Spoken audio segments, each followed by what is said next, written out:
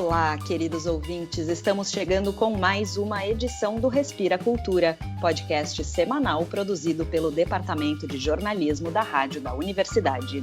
Eu sou Liz de Bortoli e participando da edição de hoje estão os jornalistas Ana Laura Freitas, André Grassi e Pedro Palaoro.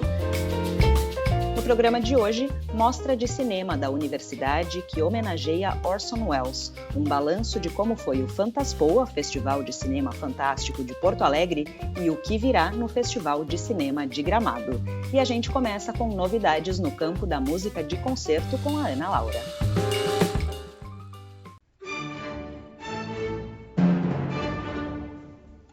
Oi, colegas e ouvintes. A gente escuta aí a Orquestra Sinfônica do Estado de São Paulo, a USESP, tocando Beethoven e iniciando as comemorações dos 250 anos do compositor, ainda lá no final de 2019, sem poder imaginar como a sua temporada 2020 seria afetada pela pandemia de Covid-19.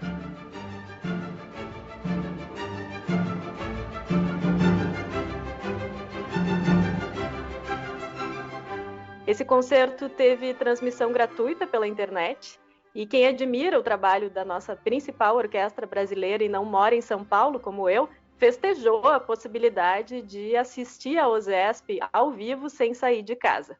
Em seguida, no último mês de março, todas as formações desse tipo precisaram suspender as suas atividades em função das orientações de isolamento social. A USESP logo criou a Sala São Paulo Digital, reforçou a sua presença online, disponibilizando gravações de seu acervo e realizando várias outras ações. Eu conversei essa semana com o Arthur Nestrovski, porto-alegrense que é diretor artístico da USESP, e ele se disse comovido com a acolhida do público a esses conteúdos digitais. Foram centenas de milhares de acessos. Enquanto isso, a Fundação USESP também se preparou para o retorno do público à Sala São Paulo, elaborando os seus protocolos. Uma programação de retomada foi sendo ajustada conforme a evolução da pandemia e as orientações dos órgãos de saúde.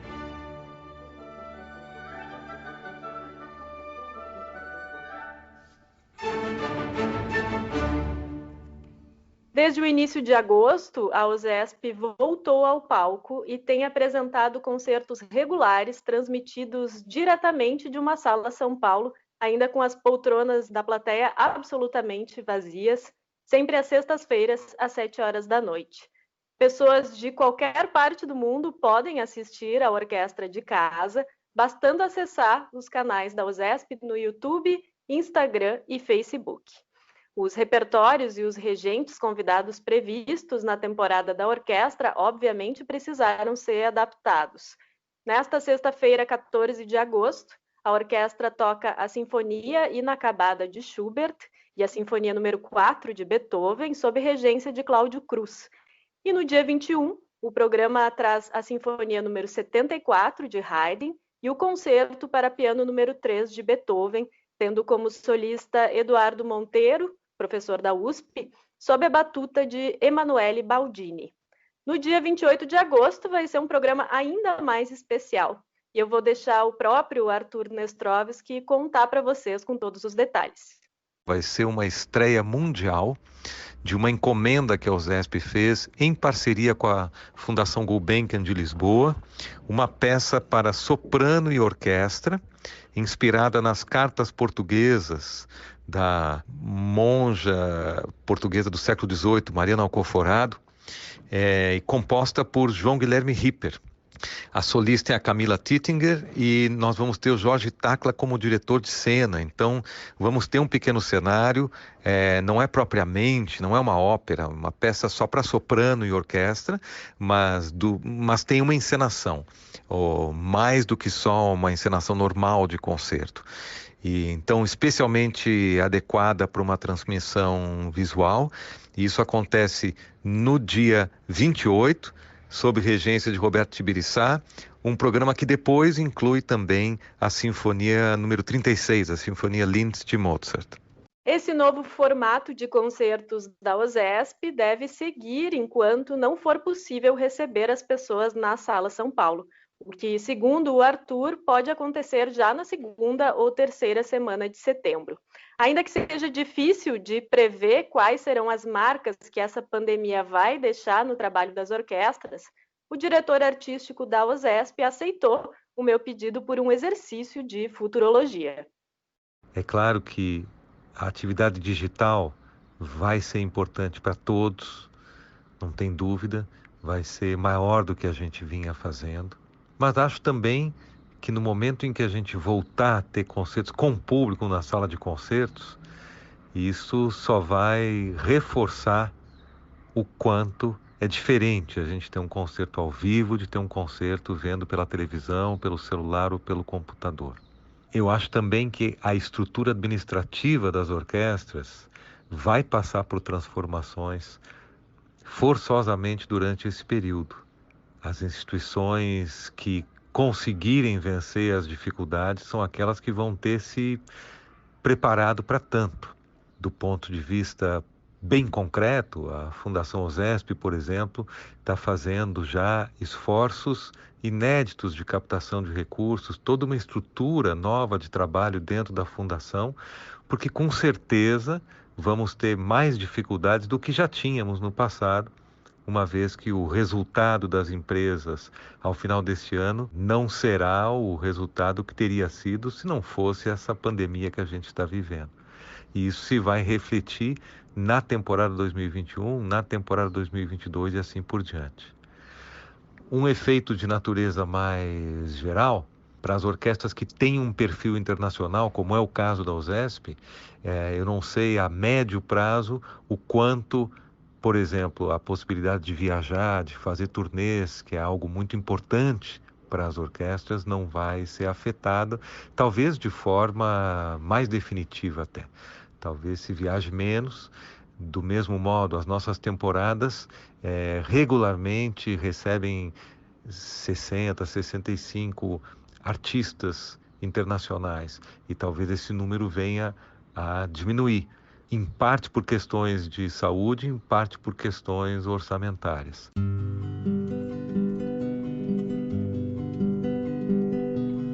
Olha que coisa mais irreal. Além de atuar como diretor artístico da OSESP há uma década, Arthur Nestrovsky, para quem por acaso não conhece, também desenvolve a sua própria carreira como músico.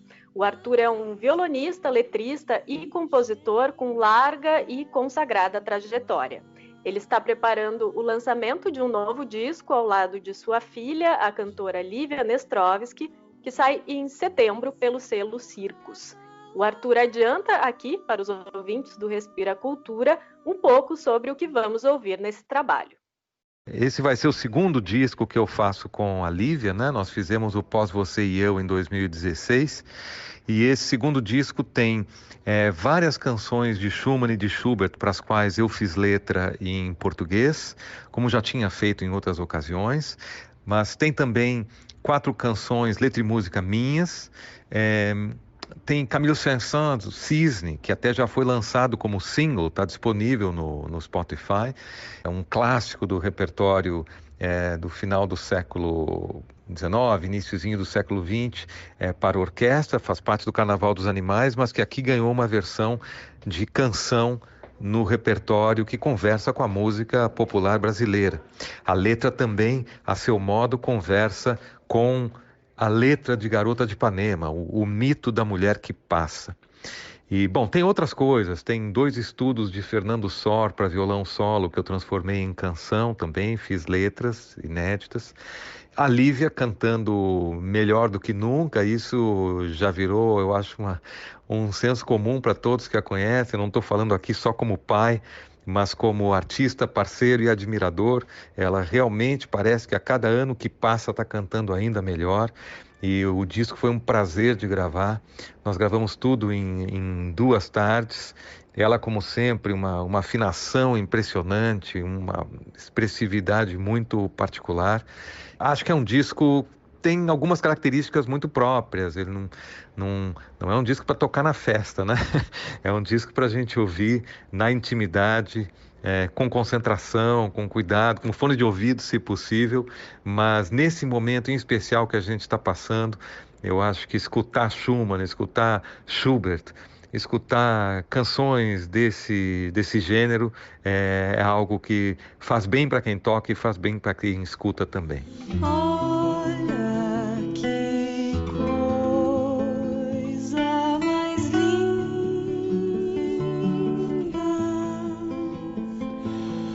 transcende toda beleza.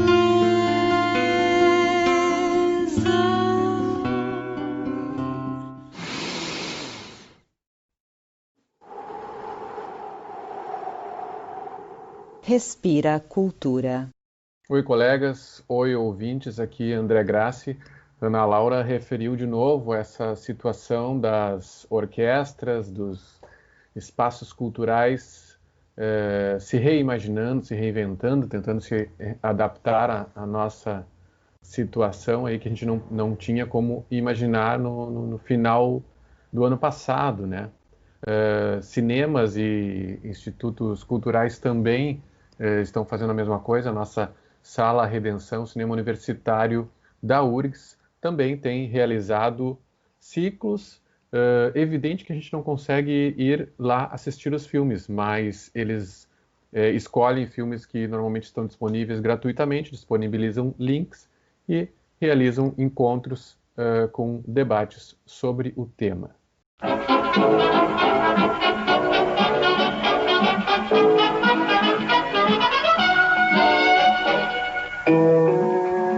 Ladies and gentlemen, this broadcast comes to you from Rio de Janeiro.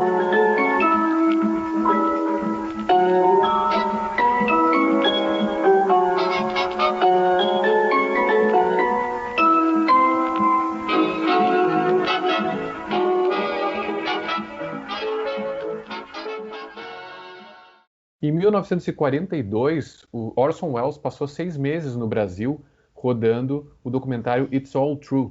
O nome remetia a um suposto registro fiel da realidade, mas havia também cenas montadas e representações.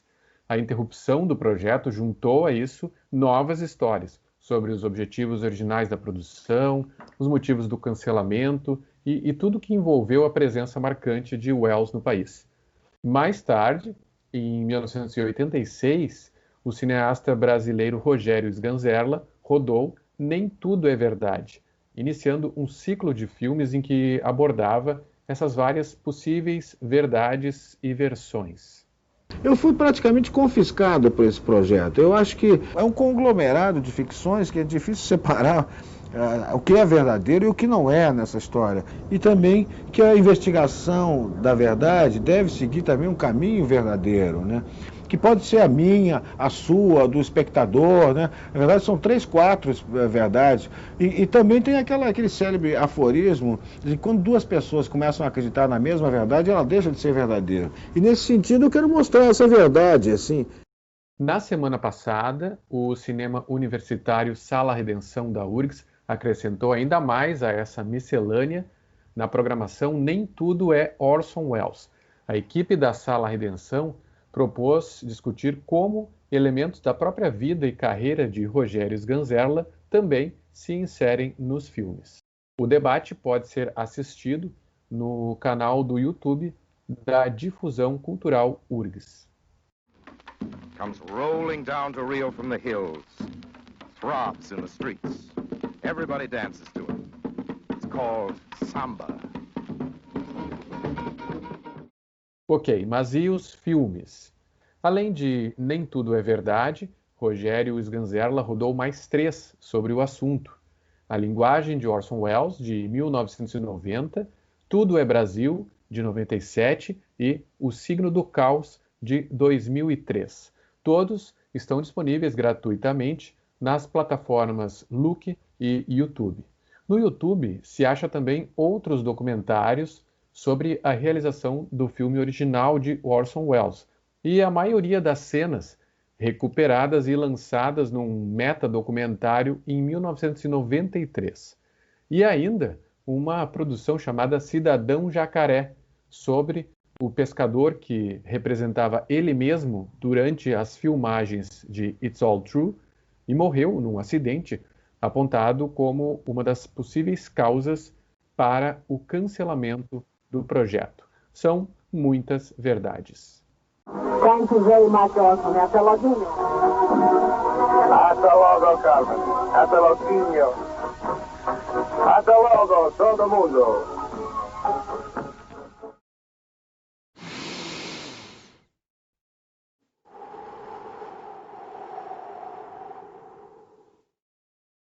Olá, colegas e ouvintes que nos acompanham aqui no Respira Cultura. Eu falo agora sobre o nosso cinema. Sigo falando sobre esse momento diferente que a cultura vem vivendo. Eu conversei com o João Pedro Fleck, que é curador do Fantaspoa, esse importante festival de cinema fantástico, reconhecido internacionalmente, que acontece anualmente aqui no Rio Grande do Sul. Ele me fez um levantamento de como foi realizar o festival deste ano, sabendo que, ao contrário dos anos anteriores, foi um festival totalmente online e, além disso, sem financiamento externo, de editais de incentivo, por exemplo. Esse ano, o festival foi totalmente bancado por financiamento coletivo, e ele me comenta sobre essa experiência. A parte legal é que teve um alcance muito grande, né, cara? O festival, em geral, ele é limitado a Porto Alegre, e através da realização do festival online gratuito e para o Brasil inteiro, o público assim foi maximizado umas 11 vezes. Mas praticamente todos os eventos culturais são pouquíssimos, são exceções os que estão com patrocínio. E a gente acabou realizando essa 16ª edição através de um financiamento coletivo que a gente fez, mas a verdade é que a verba líquida que entrou do financiamento coletivo, após todos os gastos que a gente teve com as recompensas, após os custos que tem de plataforma, gastos em mídia, ele não corresponde a 10% do orçamento de 2019. De maneira que, assim, o que eu posso te dizer nesse sentido é completamente insustentável. Não é viável que a gente continue realizando o Fantaspoa da maneira que foi realizado em 2020. Ou a gente volta a ter patrocínio, ou, infelizmente, assim como a grande maioria dos eventos, não vai ser realizado esse ano, não tem como continuar com a realização do festival. O João Pedro também me comentou sobre como ele vê o que vem por aí para o cinema e sobre o que ele tem sentido sobre o consumo de cinema em plataformas digitais. É um evento totalmente diferente, sabe? Na verdade, o Fantaspoa, ele é um festival de cinema que acontece de maneira física. Isso todos os festivais que eu estou vendo, os eventos estão achando interessante fazer uma edição online. Pode daqui a pouco ser algum complemento para edições normais, mas não é a mesma coisa. E os espectadores que costumam ir diretamente percebem isso, mas principalmente não é a mesma coisa para nós, para a realização do evento. Então, eu não sei te dizer nesse momento. Eu te diria que qualquer pessoa que tem certeza disso está arriscando ou dando uma resposta sem ter refletido a respeito do que vai ser o futuro de festivais de cinema. Isso em qualquer país do mundo. Os eventos que estão sendo realizados fisicamente estão com um público super pequeno, as pessoas estão super receosas de ir no cinema. Isso, por exemplo, em países como Espanha, que um amigo meu realizou um festival lá, não foi nem 10% do público. Então, tu ter certeza do que tu vai fazer agora é impossível. Acho que as pessoas vão se acostumar cada vez mais a assistir filmes através de plataformas, porque a verdade é o consumo de cinema caiu muito no Brasil, mesmo que a gente tenha muitos cinemas per capita, mas o consumo caiu muito. Os lançamentos são cada vez mais os mesmos. A gente percebe, sei lá, sai um filme aí, Os Vingadores 3, ele entra em 75% das salas. Tem muito os inconvenientes na ida ao cinema em si. As pessoas conversam, tem no celular, mexem no celular, comem pipoca. O ingresso é caro, tu tem que se adaptar aos horários, enquanto que plataformas online elas te possibilitam isso, né? Que é uma diferença, assim, tu falar de cinemão e tu falar de um festival. Um festival, ele oferece, por exemplo, o Fantaspoa, ele oferece ao público em geral 130 filmes entre longas e curtas, 160 longas ao longo de 16 dias sempre, sabe, nas suas edições. suas últimas, 4 edições.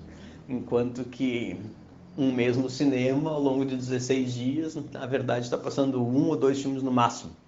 A gente tem uma variedade muito grande, então tu comparar um cinema normal, um cinema de shopping com uma plataforma é uma coisa, tu comparar um festival com uma plataforma é uma coisa totalmente diferente.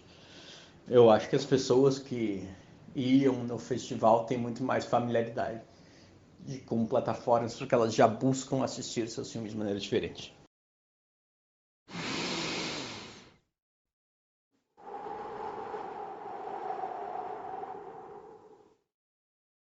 Seguindo dentro da área de cinema, eu trago um pouco das novidades desta semana.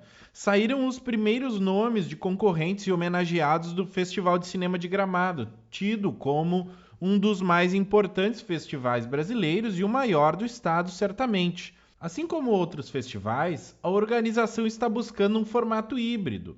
Todos os filmes do festival serão exibidos pelo Canal Brasil de TV a cabo, que fará a cobertura completa do evento. O material também fica disponível por 24 horas no streaming Canal Brasil Play. Mas as cerimônias de premiação serão presenciais, como nos anos anteriores, embora com o respeito aos protocolos de distanciamento e higiene. Como já comentamos por aqui, o festival deste ano terá como curadores o apresentador Pedro Bial e Soledad Villamil, que se unem ao curador Marcos Santuário. A comissão chamou atenção para a necessidade de apresentar uma seleção inclusiva, tanto nos quesitos racial e de gênero quanto sexual, ainda que o foco sempre seja o fazer cinematográfico. Nesta edição, o troféu Eduardo Abelim irá para a diretora Laís Bodansky, diretora de muitos filmes, dentre eles Como Nossos Pais, que já faturou 6 quiquitos no festival lá em 2017. O troféu Oscarito deste ano será entregue ao ator, produtor e diretor Marco Nanini, que nem precisa de muitas apresentações em função de todos os seus trabalhos imortais na televisão, no cinema e no teatro. Já foram divulgados os 19 títulos concorrentes ao Prêmio Assembleia Legislativa de Cinema, que é a Mostra Gaúcha de Curta. Esse ano a categoria teve 113 inscrições. Dentre os concorrentes estão Buchincho, Construção, Corpo Mudo, Desencanto, Deserto Estrangeiro e Lacrimosa. Já na categoria de melhores curtas brasileiros, 14 são os filmes em competição, selecionados entre 428 inscritos. Dentre eles estão os documentários Atordoado Eu Permaneço Atento, Dominique, e também os ficcionais Blackout e Inabalável. O Festival de Cinema de Gramado acontece entre os dias 18 e 26 de setembro. Para conferir os detalhes do evento e as listas completas de concorrentes já divulgadas, acesse o site festivaldegramado.net.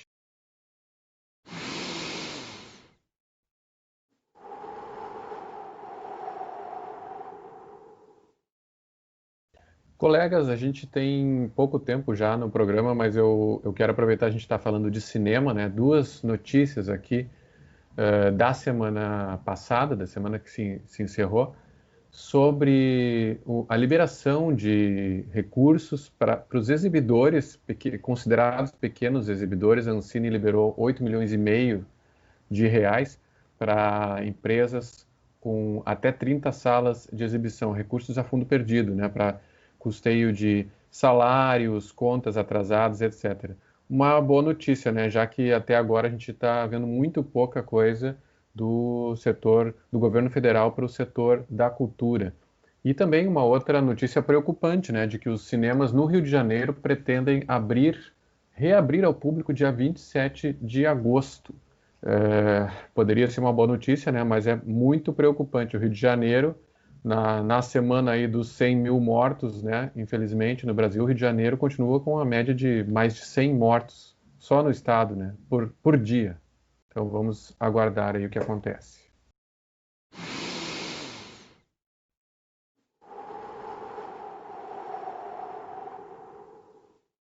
Bom, e como o André bem comentou, né, nessa semana a gente chegou à desoladora marca de 100 mil mortos pela Covid-19 no Brasil. Ainda antes de a gente atingir essa marca, em homenagem a essas vidas perdidas, o poeta pernambucano Luiz Turiba escreveu um poema que depois foi gravado em vídeo por 10 vozes. O link com o vídeo completo está na descrição do programa. De As 100 Mil Mortes, poema para 10 vozes, selecionei 2 estrofes para o nosso momento de leitura de hoje. 100 mil cruzes de lágrimas derramadas, espalhadas no rio-mar Amazonas, no seco sertão do Agreste, nas terras de Yanomamis, na areia de Copacabana, no vale do Anhangabaú, esplanada dos ministérios, dos Pampas Campos do Sul. Quem será que leva a sério?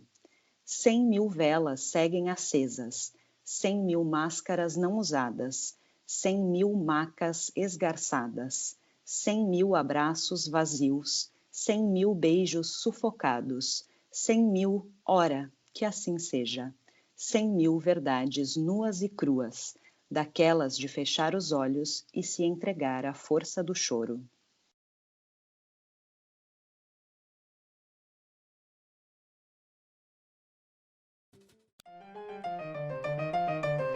E o Respira Cultura de hoje se despede por aqui. O programa de hoje teve participação dos jornalistas Ana Laura Freitas, André Grassi e Pedro Palaoro. A apresentação foi comigo, Liz de Bortoli, e a produção é do Departamento de Jornalismo da Rádio da Universidade. E não esquece de compartilhar o Respira Cultura nas redes sociais e de seguir a Rádio da Universidade para não perder nenhum conteúdo. A gente volta na próxima sexta-feira pela manhã.